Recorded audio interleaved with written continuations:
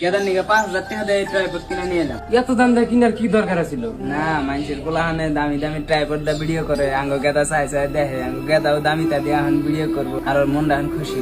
ফারুক, আরে ফারুক, তুমি তো রিল শুট করবার গেছিলা না? আমি যাই নাই বাবা, আমার ইনফ্লুয়েন্সার হওয়ার আশা নাই, আমার পড়ালেখা করে ইঞ্জিনিয়ার হওয়ার আশা। 5 বছর পরে যখন তোমার ইনফ্লুয়েন্সার ফ্রেন্ড করে 1 মিলিয়ন ফলোয়ার বানাইতে দেখবা, তখন নিজেরও তো সবা। Daily daily get ready with me reel বানাই বানাই নিজে আমি ফ্রাস্ট্রেট হয়ে যামগা।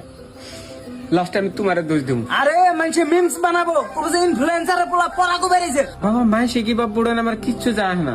ওরা তো এটা জানে না যে লেখাপড়া করে কত বড় বড় ইন্ডাস্ট্রির মালিক অসম্ভব। এত বড় মালিক যে নিজে প্রাইভেট জেট রেহার অকাত রাখবো, পয়সা বিলা ভাববো না, গাছের পাতা বিলা ভাববো। স্যান্ডেল দেখাইছা, এটা ড্রামা করতেছা। থেকে বাদ দেন না, অতি যদি মুতালেবেন না ইনস্টাগ্রাম অ্যাকাউন্ট ডিঅ্যাক্টিভেট করে দেয়। বাদ দাও, কিছু কোন যাবো না নবাব সাবরে, বইলে কালা যদি আবার ইনস্টাগ্রাম অ্যাকাউন্ট ডিঅ্যাক্টিভেট করে দেয়।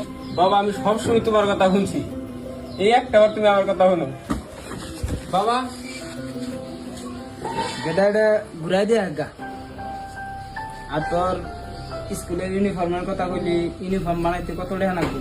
আর যা, বড় বড় ইন্ডাস্ট্রির মালিক হয়ে তুই তোর জীবনে খুশি থাক।